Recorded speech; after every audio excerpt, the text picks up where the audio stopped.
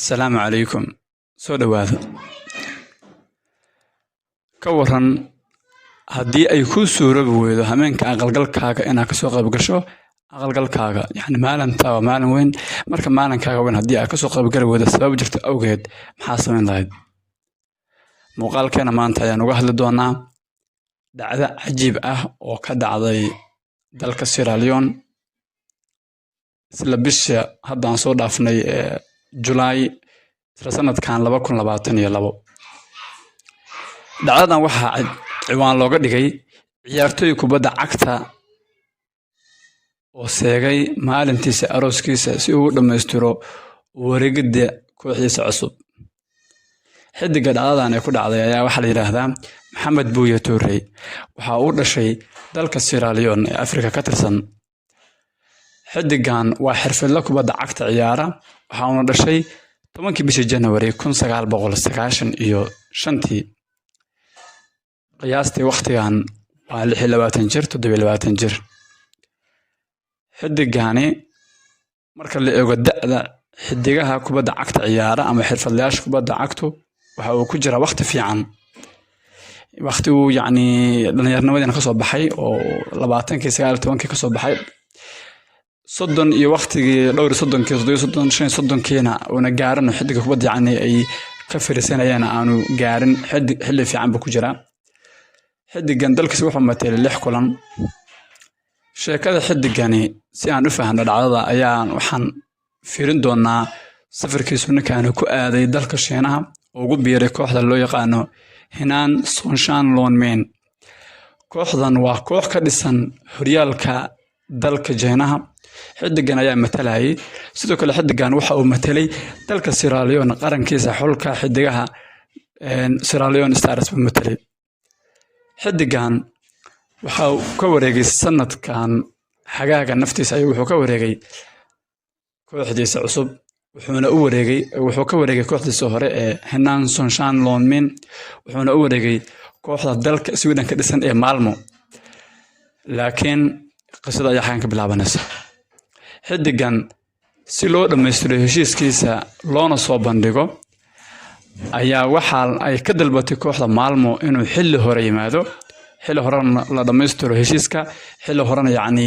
soo bandhigo xidigan arooskiisa ayaa waxa isku beegmay waqtigii oo yani kooxda Malmo ku biiri lahaa oo heshiiska dhammaystiri lahaa caafimaadka mari lahaa kadibna la soo bandhigi lahaa xidigan waxa lagu waday in uu dhaco arooskiisu 21 bisha July isla sanadkan 2022 hase ahaatee xidigan waxa laga dalbaday inuu yimaado isla maalinka magaalada Malmo ee dalka Sweden xidigan xilli hore ayuu tagay arooskiisa ku hormaray waxaana la soo bandhigay July 22 sanadkan 2022 xidigan xaaskiisa waxa loo yaqaanaa sidoo sheegay Sucaad Baydoon sidoo sheegay isaga magaciisa sida ka muuqata xaaskiisa sida ka muuqata waa dad muslimiin ah weeye sidoo kale waxa uu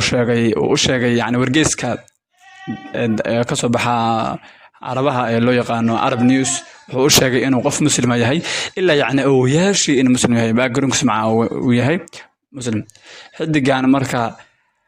sheekada qosolka ah ayaa ah ama yani arinta yani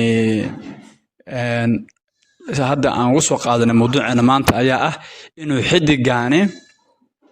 maadaama uu seegay oo u suuroobi weeday inuu wadinka ka qayb galo oo halka u diray walaalkii dhacdada cajiib saas ku tahay weeyaan markii uu suuroobi weeday isagoo ka qayb galo wuxuu u diray halka walaalkii si uu halka walaalkii isaga u matalo laakiin waxa uu sheegay yani u sheegay wargeyska Aftonbladet ee ka soo baxa dalka Sweden maadaama uu dalka Sweden joogo wuxuu u sheegay in xaaskiisa 21 bisha guursadeen xilli horena isla markaa uu tagay wadinka aanu ka qayb galin laakiin uu nasiib wanaag uu la galay sawiro uu la galay yani loo malinayo marka in wadinku uu dhacay oo gabadhu taashkii waxa wadato